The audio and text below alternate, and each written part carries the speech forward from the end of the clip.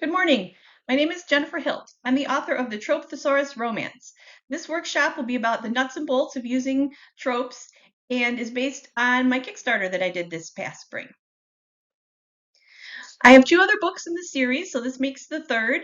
The first one that started it all off was my Trope Thesaurus, and then last fall I released the Horror Trope Thesaurus, and now I'm super excited that you guys are finally getting the romance version in your hands.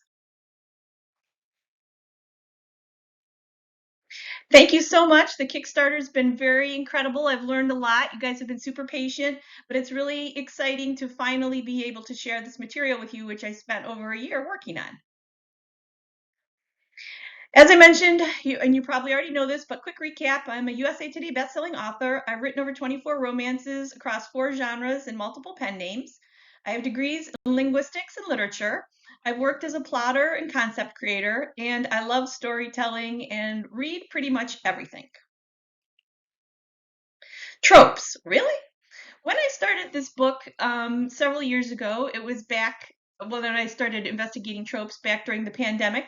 There really wasn't a lot out there on it in the way that there is now. So it's been really exciting to see that kind of explode in our culture and what we talk about as part of our craft. So yes, now it seems like it's kind of a slam dunk that we would want to be talking about it. That wasn't always the way. When I was starting and doing my plotting, I discovered tropes kind of by accident, using them in a conscious way. I think that we all use them very unconsciously with our stories, but in terms of thinking, okay, I want to use a trope in this book, it was when I was working on plotting with other people and we were talking about ideas and how to structure things, I was discovering that people often felt ashamed about using tropes, that didn't make them a good writer and that they weren't original and it was somehow cheating. So this I think was pretty prevalent in the author community and including romance among romance authors probably till like up until about 3 to 4 years ago. But now we've had such a huge change um, that people basically are shouting about tropes. They're like I said, they're everywhere and in everything. There's nothing really to be ashamed about using them. It's just how to use them, and that's what I'm going to talk about today.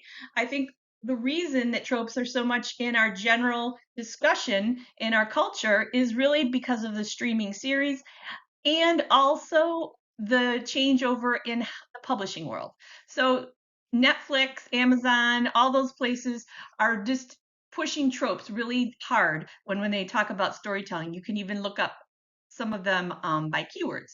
And in social media, I am not ashamed to say that I love to read BuzzFeed, and I'm always seeing that they have things will be like, oh, 10 best movies using the friends to lovers trope. So I was like thinking that's pretty cool that that's so much in the vernacular and out there, and that audiences are becoming that trope savvy. I also think that the big change of romance being controlled by traditional houses to indie romance has pushed trope discussion to the front because we all know that tropes are really great for keywords.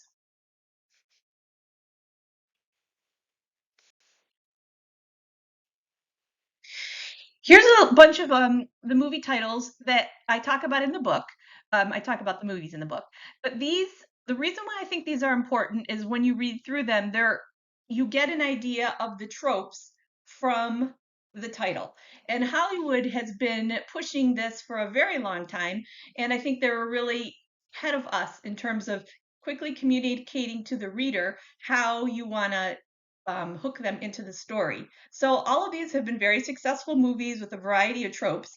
But the interesting thing is that you can get the idea about what the main trope or tropes in that movie are just from the title.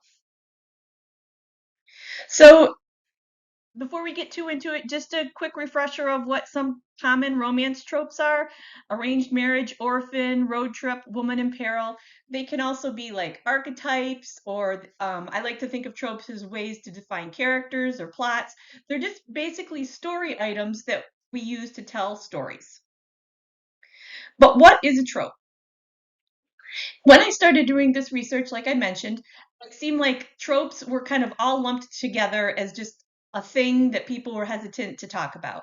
And when I was finding them useful as story building blocks, I decided, okay, I'm going to try to like tease out what is helpful about them and look at them a little more. So I think the real value in tropes is that they're commonly understood. You can, when you say a trope name, the other person knows what it is. You don't have to say X and then say, oh, and this is a this, a this, a this. No. So I'm going to give some examples of that. The trope is also a neutral idea, no judgment. That the idea can be developed to either have positive or negative characteristics. It can be a little bit developed, it can be full blown developed, but it's just an idea. And then we're going to use that idea as building blocks for our stories. So the example that I liked that was basically the idea of bride. If I say bride, you know what it is, and I don't have to say, oh, I'm going to write a story, or this is a single female who's planning to marry. And we want to like get into our story, hook the reader, and get going as quickly as possible. We don't have time to give them pages and pages of backstory and setup. So are tropes the same thing as stereotypes or cliches? And I don't think so. And why I think that is because I think stereotypes and cliches are rooted in shame. There are things that aren't, I would never want to use one to describe my mother or have somebody use that to describe me. And so I think once I started to make some of those distinctions, then it became a lot clearer to me. Oh, here's a whole bunch of usable material I have. I don't have to, um, just toss out this whole category of storytelling tools just because of some negative fixed ideas. And an example of a trope and cliche that I'm sure you've all heard before is the idea of the dumb jock. So if I wanted to write a story about an athlete, I can definitely do that. This can be an aspect of their personality, and I can define and develop that character in any kind of way. It doesn't have to comment negatively on their intellect. It doesn't have to just be kind of a thing that I've seen again and again. It's a way to create new characters from shared ideas. So how can we identify stereotypes and cliches?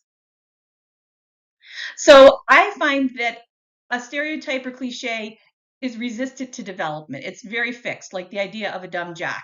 Okay, I'm going to have to be like pushing against how do I work with that versus if I just want to use the idea of an athlete or a profession. So, like I said, they usually come negatively charged. And if you are uncomfortable with it, don't use it.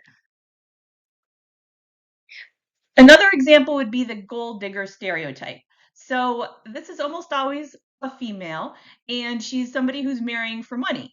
So as plot points, I don't have any problem with those, but I don't need to call her a gold digger. I want to know why she's marrying. What are her goals? What does she want? So I wouldn't use a gold digger as a kind of trope. I would use a female character who needs, money or economic status or something, and then I would explore the whys that she needs them and how it's going to be difficult for her to get them. So to recap, tropes are commonly understood ideas, neutral story building blocks, and they're not the same as stereotypes or cliches. Now, we want to talk about how tropes are important. And I talked about this a little bit briefly. They allow us to engage with our audiences immediately. And why they're so important, why do audiences love particular tropes? Well, you probably all, each of you has had, I'm sure many of us have had readers say, I love best friend, little sister stories, or I love bad boys, or I love amnesia stories. And these are examples of savvy romance readers telling us what kind of stories they want. But more importantly, what I figured out with like digging around and doing all this is that when they say that, what they're telling us is, I want to read about those kind of relationships. And that's what tropes are. Tropes are relationships.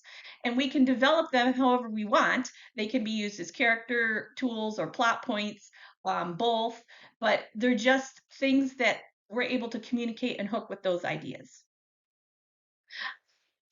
It took me a long time to figure that out about the tropes being the same things as relationships.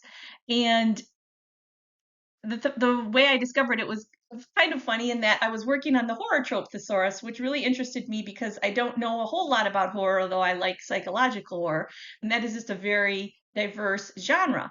And so as I like kind of immersed myself in reading and watching all these movies, I discovered, oh, again and again and again, it's about the relationships. I think that often we have this idea of horror movies as just kind of being about slasher films and a lot of gore. And yes, they can have, a lot of gore, but the what makes it truly terrifying is not just the gore, it's the emotional chargedness of it. If we wanted to see gore, we could just watch the evening news.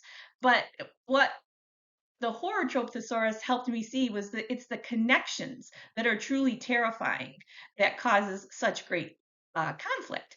And also that really horror is about monsters in our lives. They can look like a monster, or it could look like the sweet little old lady next door who, only drives out to church once a week. She could be a monster too. We don't know what is hidden in her psyche until we start working on a story. So these are just how I kind of got to the tropes as relationships, and it helped me understand, oh, that's why tropes remain popular centuries later, why we still love fairy tales and folk tales.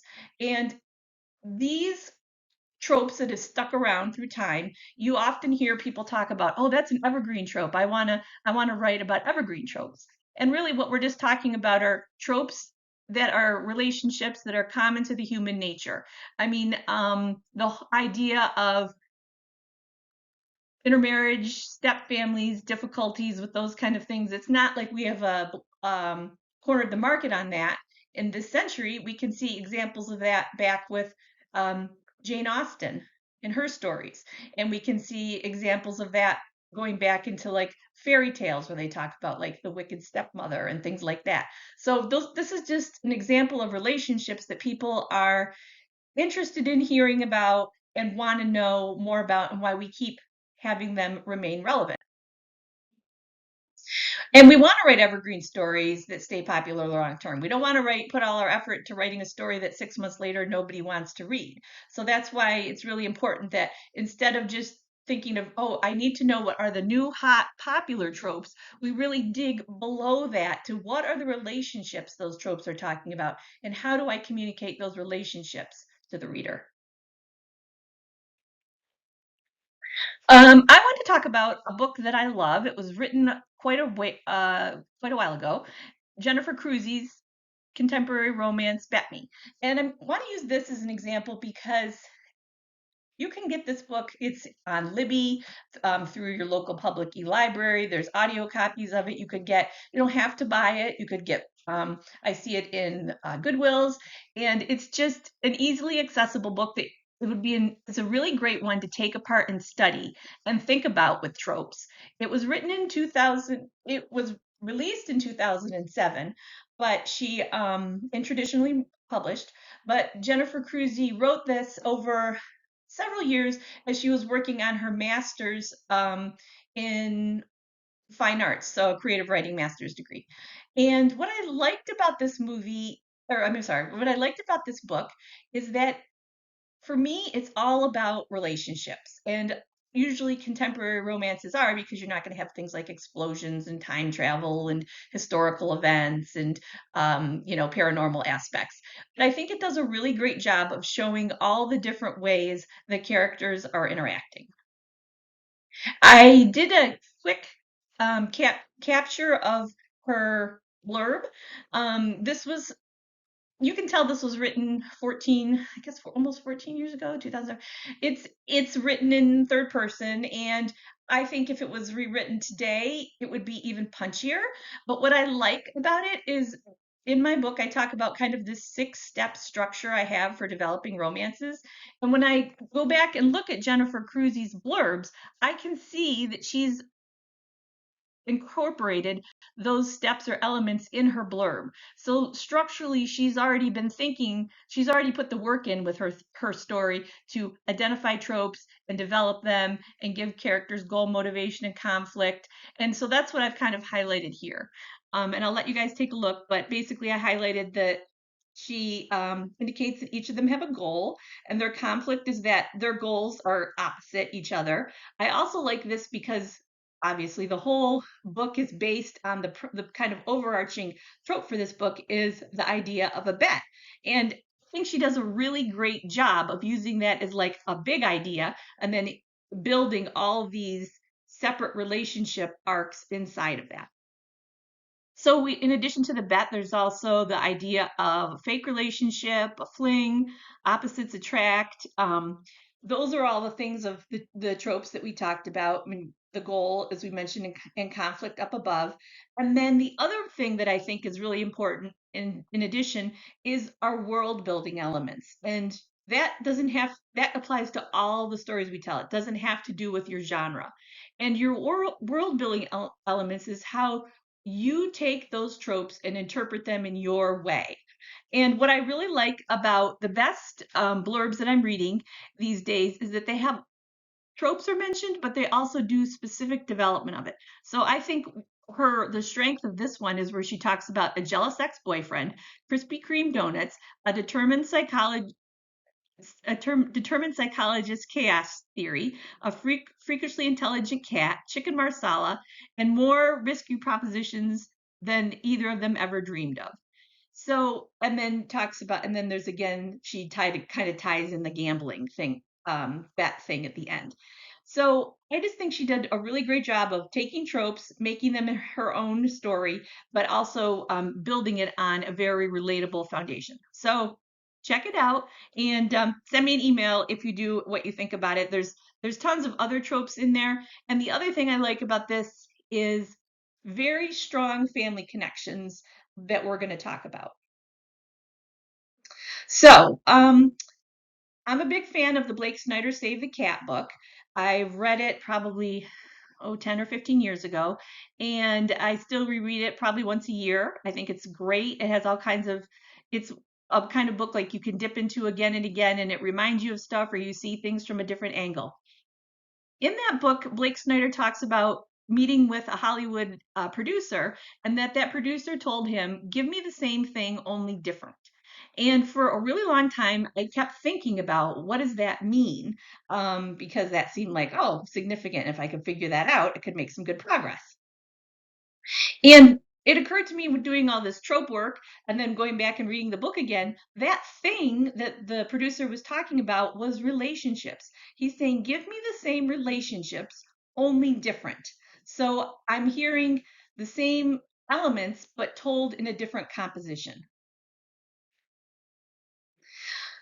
In that vein, it helped me think of the idea that really or cement this idea that I'd kind of been feeling along that romance authors are really relationship writers. I think it's easy to get caught up with getting the next book out, thinking about the hero heroine or the two protagonists or multiple if you're doing like reverse harem, that you're really caught up in portraying that love story and the pressure to kind of build that, execute it, and make that everything super important, but it can also lead to us neglecting other elements in the story that aren't just about the hero and heroine, even though, or the main protagonist, even though they are the focus. And that's kind of where I think the romances that stick around have really well developed other relationships because the authors are able to execute that. We don't just see those two characters interacting. We see her interacting with her best friend. We see the hero perhaps interacting with a rival. Like all these different ways of seeing them, that's what takes and gives us complex characters and moves us beyond this kind of more flat characters that we none of us want to be writing anyway. I haven't watched this yet. The reason why I put this up here is I love Olivia Colman and I just think it's a really neat image. But another thing that's important to talk about with tropes is the idea of conventions. And I just was referring here as conventions as great expectations. And what I mean by that is that conventions are elements that your readers expect in their genre or subgenre. So, for example, I love historical romance, Regencies, and Victorian. And when I read those, I want to have details about gowns. I want to have some touching issues about what's mentioned, like in the larger world. Like, is it Queen Victoria who's on the throne, or is it like the Prince Regent? I want details of clothing, and then I want a lot of details and interaction with society and house calls and balls and those kind of things. So those are my expectations. If as a Regency reader, if I picked up a Regency book and it didn't have that, I would be pretty pissed off.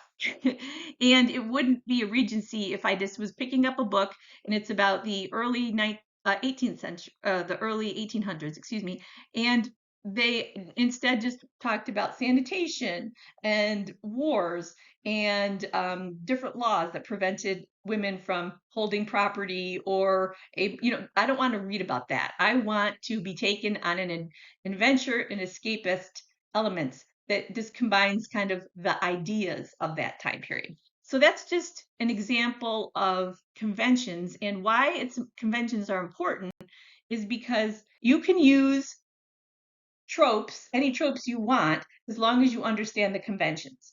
So another way we can think about conventions is if we look at Julia Roberts, her career has spanned, I don't even know how many decades now, but she's really her own brand, but she's also created like a convention of her movies, especially her romantic comedies. So if you look at like, and these are ones that I talk about in the book, Runaway Bride, My Best Friend's Wedding, Pretty Woman, and Notting Hill. These are when you think of a Julia Roberts romantic comedy, these are the movies that come to mind. And I know she has a new one out that I have to check out. But her movies are very have this conventions to them in terms of, I know there's going to be certain things in that movie that makes that a Julia Roberts movie. So they're going to have a happy, especially if it's a romance. It's going to have a happily ever after. It's going to be escapist, glamorous settings and costumes. So she's going to look fantastic with that hair that I crave. She's going to have all kinds of outfit changes. There's never going to be any kind of reality check about the difficulties of any of that.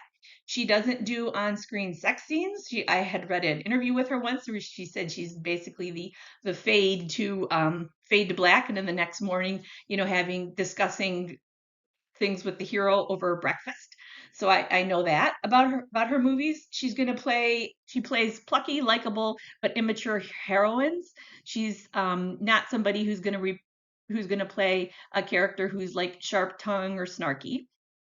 And the heroes in those movies are guys who see the best in her and help bring out those qualities in her that makes their and then that is what helps them have a relationship and how they fall in love. So those are the expectations for her movies, and it kind of gives you an example of how you can think of romance conventions for your own things. So, knowing the conventions of your genre and subgenre works well with building tropes in your stories. So, for example, in romantic suspense, you need to have danger to the main character. If you remove the danger element, then it's not romantic suspense, and you probably have romantic comedy or just a drama.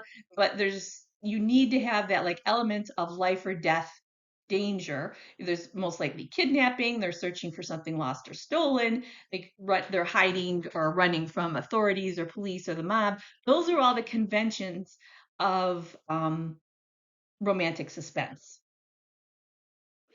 And another example of using conventions is when you think about the genres of new adult romance and young adult.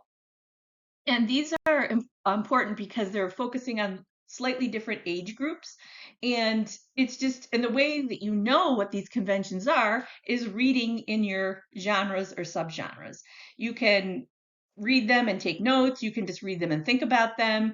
But it's just good to get that kind of internalized with what kind of things you're looking for, what readers expect, and what you absolutely cannot leave out. So in a new adult romance, usually those are stories that are set in colleges. Um, the characters are navigating internships and living away from home, first jobs, really that transition into adulthood, versus young adult romances where you have more the characters are starting to separate themselves from their family and they have a sense of, oh, I'm going to grow into my own person. Those can be also like the academy romances where they're set to like a boarding school, some kind of location where there's this element of forced proximity, but yet there's also some adult guidance. And that the characters are working to establish their identities. They're just starting on that path. Where new adult, they're definitely farther along. So, as I said, tropes can be used in any romance genre once you know the conventions. So, for example, the family trope, which you can imagine is super popular given how important relationships are. We see that in The Family Stone, which it is a basically a drama. Married to the Mob, which is a romantic suspense. While You Were Sleeping would be like another comedy drama with a big amnesia trope. My Big Fat Greek Wedding, Failure to Launch, Single All the Way, and Carol, which both of those are examining gay lesbian relationships. And then Bridgerton, of course, is just chock full of family tropes and, really uses that to hook us on season to season. Office romance, if you're going to write an office romance, it obviously has to take place in an office, and there's a boss involved who's the antagonist. But beyond that, you can set it up in different ways. So Devil Wears Prada is a very different movie than Bridget Jones' Diary or The Proposal or Working Girl. And I just think it's kind of neat to think about the way that you can basically using these tropes create very different stories. And that's what I love about that's really what I love about the power of tropes. Our goal with all of this, why we're going through it, learning about tropes and figuring out ways to apply them, is you've probably heard this expression before. It's very common in writing, and it's we want to have a simple plot and complex characters. And I feel like this um, phrase is kind of like show, don't tell, in that it sounds really easy, but the application of it is difficult. And so that's kind of led me further along in oops, sorry. I let's see. The house, I was showing you a house under construction there before I skipped ahead. And during the pandemic, I watched a lot of those home renovation shows. And it was really interesting to me to think about, oh, these building elements that they're using are similar to how we build stories. So, especially when you're first starting out and you're framing a new building, it's like the tropes I think I tend to think of as the base layer or like the ground floor, and then the goal motivation conflict as the rafters, and then what connects on the sides would be the idea of details and world building. So I'm going to talk more about that, but it's just kind of like a way in my mind that I was trying to think, okay, how can I view story structure in a concrete way of building? So that's how I ended up with a lot of experimentation coming into this 6 steps for outlining a romance using tropes that I talk about in the book. The example that we're going to use to talk about that is the 2003 movie written and directed by Nancy Meyers, Something's Gotta Give. The plot, oh, by the way, this is on Amazon Prime, so hopefully it's pretty easy for you to watch. And I think it really deserves a rewatch in terms of romance storytelling because she does such a great job with creating an original story and incorporating these elements that I'm talking about. But plot-wise, it's pretty simple. Middle-aged Erica and Harry meet, fall in love, break up, and reunite after self-discovery. When I sat down to watch it, because I'd been doing all this work, I'm like, yeah, okay, I figured there's probably like 5 or 6 tropes in there. And this, watching the movie helped me realize packing stories with tropes is totally powerful. And it's how you can take your story from something that's kind of, okay, entertaining to like, oh my gosh, I need to reread that. And the reason, like, I don't think people often ask me, oh, is there too many, can you use too many tropes? And I don't think it's a matter of you using too many. It's just the ones you use, you want to make sure you develop. And you don't want to develop them all to the same amount. So not every trope is going to get the same amount of screen time. And that's what keeps it interesting. So these were just the tropes that I pulled out from watching the movie, and really helped me realize there's so much going on in there. So how did they use them? And this was, so we're going to go through the movie looking at these 6 steps of how um, those would be applied. So the first one is the first step is choose 3 tropes for each main character to build as a base. And by that I mean at least 3. I mean, when you've gone through like another draft, there's probably going to be more, more, but like just starting out when you're working on your outline, like who are these people? For Harry, he's definitely a playboy. He's a his profession is he's a recording music executive, and he's definitely a loner. And Erica is a playwright. Her family is very important to her, and she's also a loner. So those are just kind of like the little bits about them that we know, okay, people in their middle age, they have these characteristics. That's our like starting point. We can from that build out into whole other aspects of their personality, but at least we have a place to start. Then we want to look at and see how their relationship changes.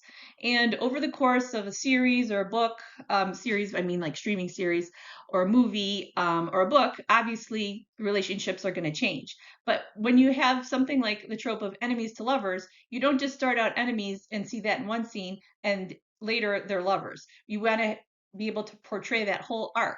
And we can use tropes to do those kind of like little mini scenes in between. So for Harry and Erica, I would the 3 tropes that I would use to start building their base would be they opposites attract, love triangle, and second chance. And love triangle is kind of the neat way in terms of relationship expressing, harking back to that, where Erica ends up dating Harry's doctor, and just a really smart way to tighten the conflict of that situation, because then you have Harry talking to the Keanu Reeves young doctor, and he's expressing admiration for Erica, and Harry in his initial way has been thinking of her as this kind of a quote older woman and not seeing the value or beauty in her, and seeing this younger man highly regard her is another way that we're getting another slice of how Harry how Harry views things. So it's just a really great example of how to tighten connections from the characters. Sure, you could have had Erica dating somebody who was not the same as Harry's doctor, but it wouldn't put more pressure on the situation. So it's really important when we're working to try to, these things don't have to come to you the first draft you're working on it, but as you're working on it, think, how can I tighten the conflict? How can I tighten the relationships between these characters? The third thing we're going to talk about is the importance when you're structuring a romance in having goals that are meaningful and measurable. And what do I mean by that? So for this movie, a meaningful goal is Erica wants to write a new play. That's the reason why that's how the whole movie kind of kicks off. And Harry's goal is he has a heart attack shortly on in the movie, and he needs to stay alive. Their goals are measurable. And this is super important for romance because we want to be able to know, have they achieved their goal at the end or not? And it helps us along the way, creating more conflicts to achieving their goal or not. So, for example, we know that Erica's goal is measurable because at the end of this movie, and even before the end, she has a new play or not. Yes, she does. And Harry, he's either going to live or die. At the end, it's not a cliffhanger. We're not going to be wondering what happened. Now, this is, I think, something worth thinking about with romance. And I've given further examples that we'll be talking about, but the nature of romance is our audiences expect a happily ever after. Sometimes it might not be in the end of this book if it's like a series with the same characters, maybe it's a couple books down, but they are expecting that happily ever after. That's why they come to romance as opposed to a different genre. So when I'm working on plotting and doing my own stuff or working with other people, I've found that if the goal is for them to be in love or for them to be together, I want you to keep searching for a goal that's more meaningful and measurable, because those two things are to be with the hero. We don't know what that looks like. How will we know at the end be with them? Could she be in a parking lot and he's across the parking lot? Are they supposed to be together? It's not definable in a way that we can see or understand. And the reason why it's important is it harkens back to that simple plot, complex characters. So as I said, again, that it isn't measurable, and you could have as a goal, it totally works, to be with, to marry the hero, or to break up the hero's engagement to someone else. Those kind of things you can measure, and you can see if it's happening. So when you look at examples in movies or books, think about how the more specific and simple the goal is, the better the conflict. So the measurable goals that I'm talking about allow us to create specific steps, and it's easier to plot because we know we're going to have things that are going to have that we're going to have happen. Now, motivation, that's really important, obviously, as why the characters are doing what they're doing. And in addition to that, why, often I use those motivations for what the kind of story's heart or theme is. So for this, for the Something's Gotta Give, Erica's motivation is she needs to write a new play because that's her identity and her job, and that's how she feels good about herself and earns her living. And Harry's motivation is he just doesn't want to die. He wants to be able to do what he's always done, but he doesn't want to die. So both of them are struggling with issues of identity, which makes sense considering that these are supposed to be middle-aged characters who've had previous relationships and other things happen in their life. So they're not like first out the gate where they're still kind of discovering. They have quite a bit of road wear, we'll say. Conflict. The reason why we work hard to set up a really good goal for the characters and their motivation is we want to have a conflict that makes it very difficult to achieve the goal. So both of these characters fall in love, and in that process of falling in love, it completely changes their lives. So we have goal, motivation, and conflict, and we have some tropes. Now, we want to add details. That's our sixth step. And it's super important because what takes our story, as I said before, from a story that has a collection of these tropes and elements and moves it into a very specific story world that only we can tell. And by examples of details, I think of physical descriptions, dialogue, interior thoughts, and other world building. I like to think of dialogue and description as D&D. What's the D&D I have going on in here? Where's the setting and the secrets? So, along with the dialogue that you write, also thinking about what your voice as an author brings to it is really important. It might not be a thing, it's not maybe the first thing you think about, but it's just an important element that makes your story yours. So maybe you write with like a snarky tone, maybe you write with like a sweet tone, maybe you love, kind of these like lush locations, like all these kind of in descriptions. And so those kind of elements are really what makes the story yours and how you're taking the building blocks that we used and specifically creating a unique um, building. So for the details for Something's Gotta Give, definitely forced proximity with how Harry has to stay with her, and the setup where initially he arrives with her daughter. The glam setting is really interesting, out at her lake house and in New York and Paris. And I recently read an article about a new interior design kind of fad or fashion, and it's called Coastal Grandmother Vibe.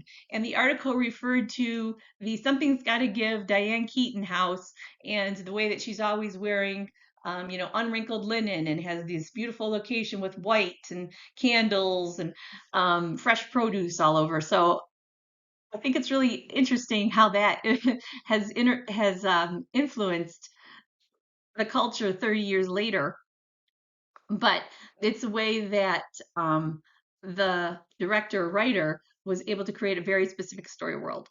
And then, of course, the banter that she uses between Jack Nicholson and Diane Keaton um, lets you know that these are like two characters who are not going to back down, and they're very feisty. Secrets are usually something that I like to make sure I've included in movies and stories. And the interesting thing I thought about for this was, in general, it seems like you can never have a go wrong with characters having secrets and having those gradually revealed. But in this case, I don't really feel like secrets played a big part in this movie. It was really just the characters and their discovery, and them kind of working against these personalities and lifestyles they've built up all the through the years, and having to be challenged to make some modifications with that in order to be together. So again, just to refresh, the reason why I kind of I'm telling you about these 6 steps is I think it's a way to think about story structure when you're working on setting up your romance. You're going to have tropes, you're going to have goal, motivation, and conflict, and you're going to have details. And you kind of think of them as like a triangle. You want to have each of them as a point of a triangle that are working together to kind of give you a framework for how you can develop your characters and your plot. Our goal is at the end to go from the place that had like the rafters and the bare bones into something that's unique and lovely, and a place we want to return to again and again and spend time. And that's really the point of doing all this. So I'm going to talk about a few other romance authors who do a really great job of using tropes in their writing. And again, they do it by taking these general ideas and making them specific to their story world. So we're going to look at Megan Quinn, but obviously Julia Quinn has done an amazing job with the Bridgerton series on Netflix, and has really regenerated a whole bunch of interest in historical romance and updating it with diverse casting. Tessa Bailey, I think she also does a really great job with her contemporary romances. I love reading her blurbs. They're usually funny, and she does a great job with her tropes in there. And then I've been more recently reading the J.T. Geisinger Beautifully Cruel series. Those are really well done with a romantic suspense element of how she uses tropes and families and creates these very specific characters. But you don't have to take my word for it. We can look at an example. And I haven't read this book by Megan Quinn. It just came out, I think, last month. And I have a friend who was working on a hockey story. So when I saw it, I was like, oh, this will be interesting to look at. And like I said, I haven't read it, but I was curious because I've always enjoyed reading Megan Quinn's blurbs. I think that she does a really terrific job of taking these tropes that interest audiences, and then making them specific so that you get pulled into the story world really quickly. And we can see that here. I went through and did the highlights are mine, and so I kind of highlighted things that I thought were relevant in terms of what we're talking about here. So she talks about a steamy age gap romantic comedy. So already I know in terms of conventions, there's gonna have open door sex scenes. It's age gap, so you know most likely he's going to be older than her, and it's going to be a romantic comedy. So moving down, this is all written in the first person of the heroine, and so she gets us right away into her mind. So running into your ex is never ideal. Running into your ex who is now dating your nemesis is a literal nightmare. So again, she has taken something, running into your ex, not great, made it worse for the character by the ex is dating her nemesis. The ex could have been dating somebody completely unfamiliar to her, but it makes it more conflict written. It gives us more story juice if it's somebody she already has issues with. I would call it a fling, where she grabs this attractive guy and gives him a kiss and and pretty much expects to never see him again. And that doesn't happen. Instead, they wind up in a fake relationship. There's lots of forced proximity. Um, he turns out to be a hockey player and she's a college student. So we see right here, she says, he helped me with my internship. I helped keep his ex away from him. So she's in this blurb saying what each of those characters' goals are. And we're becoming fast friends, so I can see, okay, we're going to moving towards friends to lovers. And it wasn't until he started staying the night at my dorm did the rules must be changed, arrangement become complicated, and that's going to be our conflict. That they're going to develop feelings for each other with something that's supposed to be a set arrangement that's time limited. And I wrote ticking time bomb down there because, again, that's just another great way to add conflict to the story. So you can see without having, or I can see without having read this book, that she's really laid out how the book is going to go using tropes, goal, motivation, and conflict in details, so that when you pick this up, you're going to be like, yeah, I want to read this, or no, this isn't my cup of tea. And the reasons that make me want to read it are things like her having the ex dating her nemesis.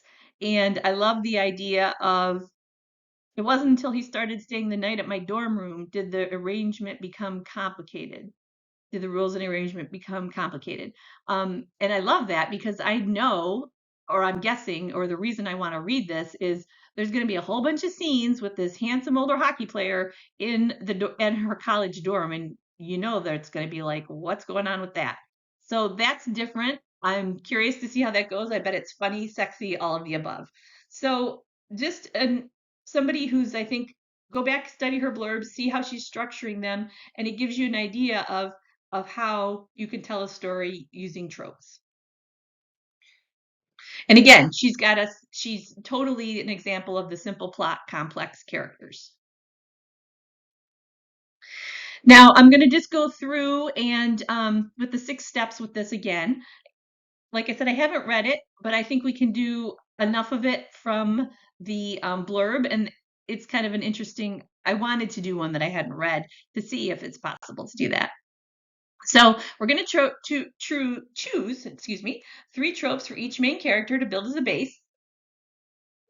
The hero is a hockey player. There's age gap romance or age gap element, and I'm willing to bet that maybe there's some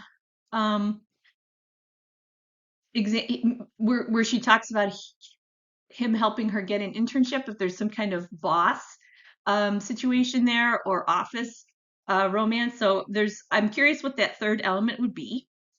And then for the heroine, she's obviously a college student, and she refers to how she's helping to keep his ex away from him. So you have this college student protecting this big burly hockey player. That's a really nice twist on the protector trope. And I'm not sure what other things I would learn about her in the book, but I'm curious to figure that out.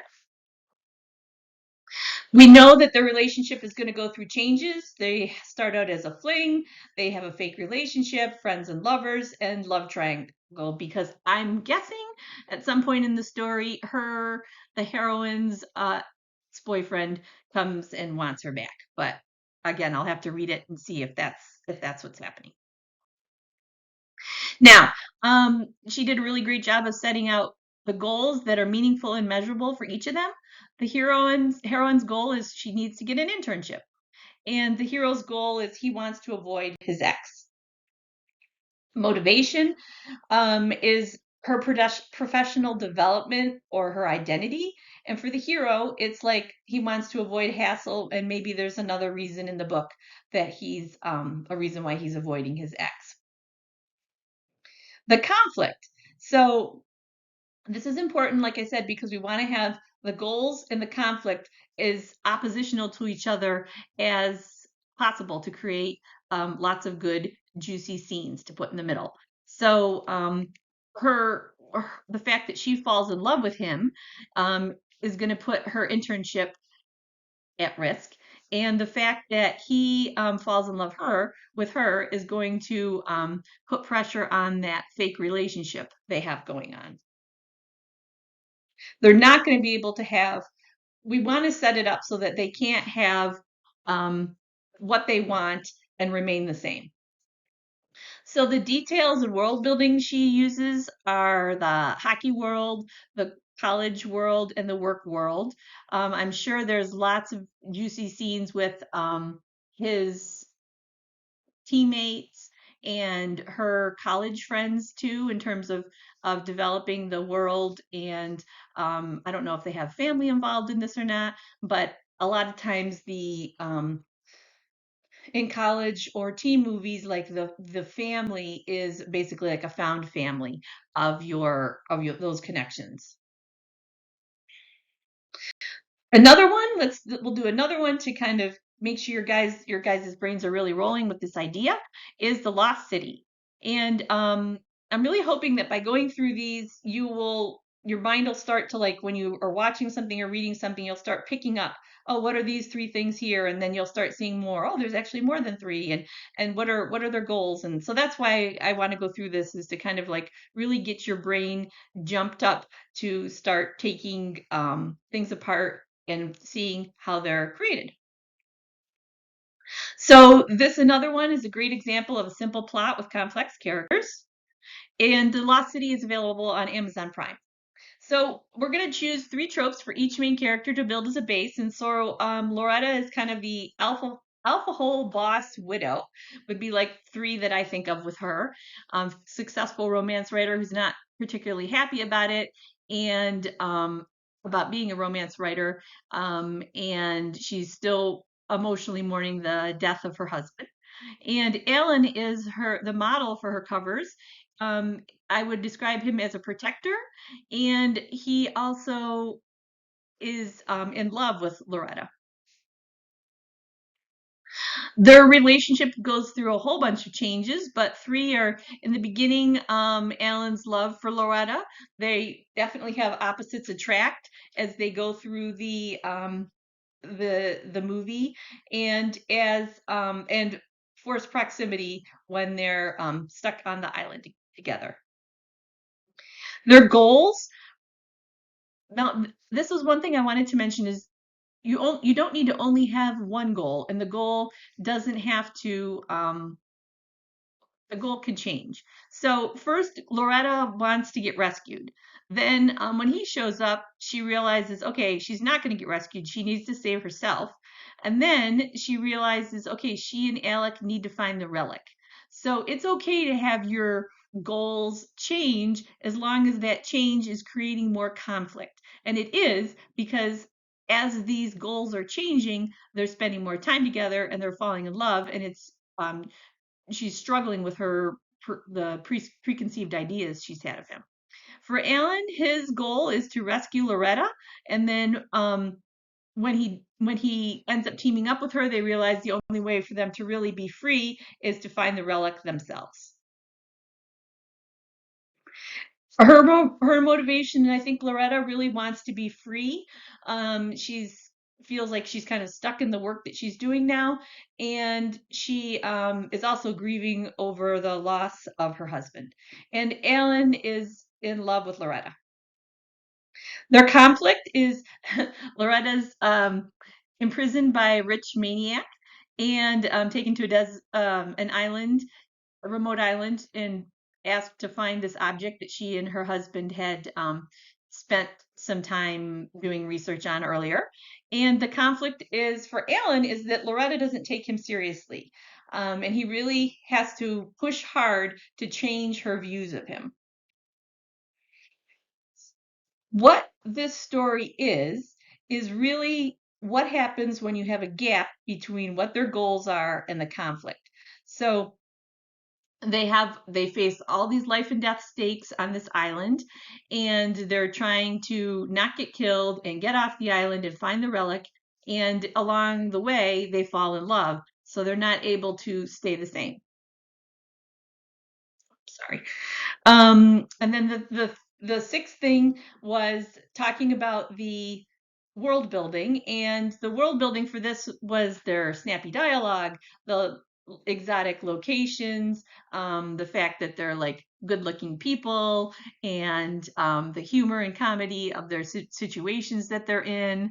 All of those things worked to take it from just, oh, a movie that has a collection of these tropes into something that was new and different and that we haven't seen recently. So the last one I want to talk about is the is Always Be My Maybe, and this one is interesting to me because it's also, and this is on Netflix. It came about a year ago.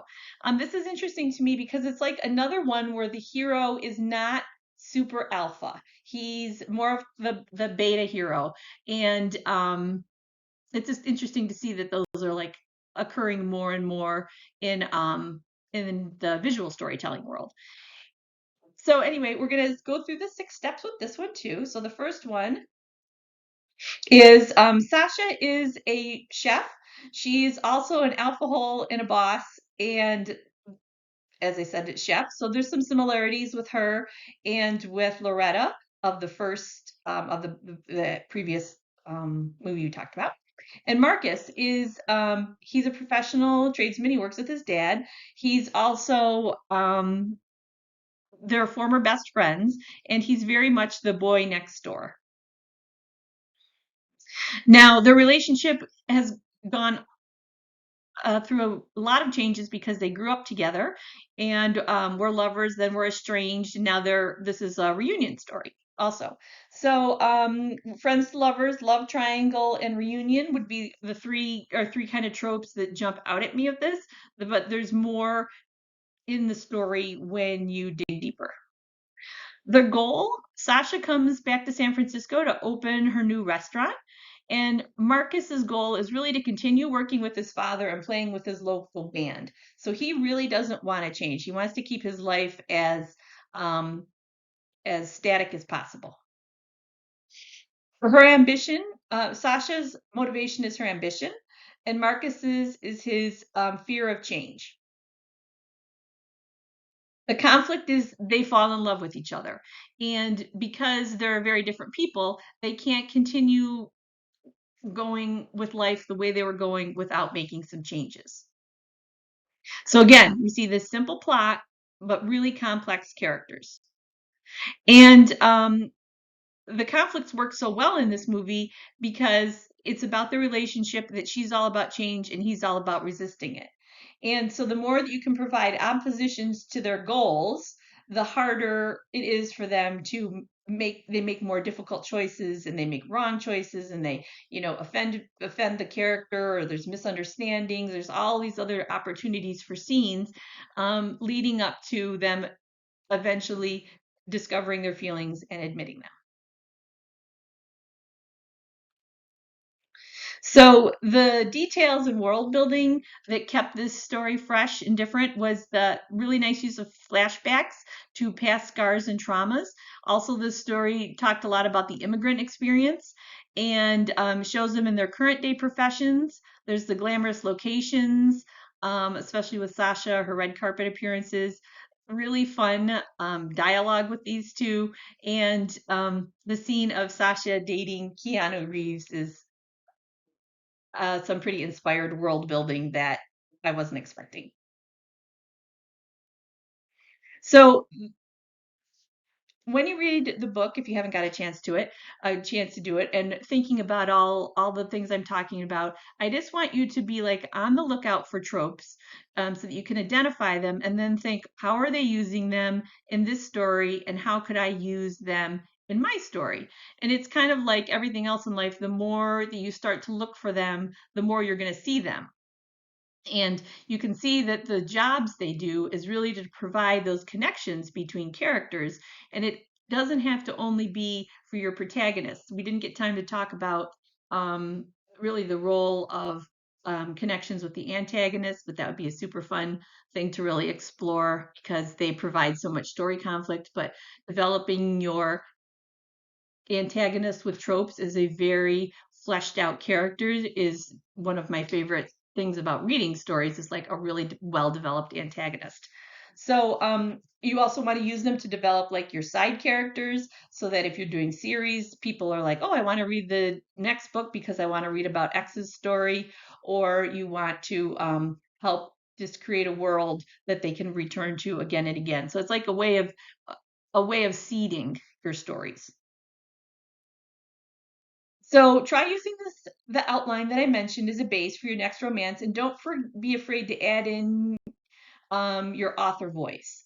So, and by that I mean don't feel like you have to make the tropes as specific and as unique to your story as possible. Don't be afraid to kind of bend them to what you need and to combine them.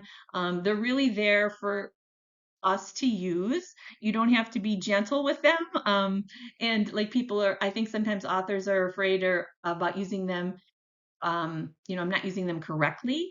And just try using them in different ways. If it doesn't work, you'll be able to tell that either by you reading it or having a friend reading it or your editor, and you can make modifications. But a lot of times, just trying new things is the way that you discover how to break through to some new ideas. So yes, remember that these are tools in our toolkit, and don't be afraid to shape and combine them. Paired with conventions and knowing what's going on in your genres that you're writing about, you really have a lot of tools at your disposal to creating really engaging romances. So that's really the point of why we're going through all this. If you want to talk about tropes even more, and if you haven't, you can pick up my companion workbook where I talk about how I use tropes to build scenes within a story, a romance. And my store is closed now, but it will be open up again in May 15th. And so then you'll be able to purchase the workbook or any print copies that you'd like, or the digital items, or eventually I'll work on getting the audio books up there. But for now, I'm just taking a little break to get these workshops ready for you guys and to get all the orders fulfilled and out in the mail. I'm planning to do a Write Your Christmas Romance in July workshop. I'm really excited about it. I love Christmas romances in a variety of genres, and so it's going to be really fun to think about how to explain that and what are some ways that can make it a little easier on you guys as you develop that. And especially July always seems like a really busy time for planning your end of the year work. And there's all those great Christmas and July romance cover specials, of which I buy way too many. And that's just a reminder about my series. Thank you so much. If you haven't joined my mailing list, please do. It's always nice to be able to have a way to communicate with you guys. It's not dependent on Kickstarter or Facebook. And I send it a couple times a month. But I will be talking about like future projects and things I find helpful with work, and just kind of the whole idea of story creation and different ways to do that. My work is any of those things are available wide. And any questions, please let me know. You can reach me at jennifer@jenniferhilt.com. Super enjoyed visiting with you guys. I'm going to figure out how to upload this and share it with you. So take care.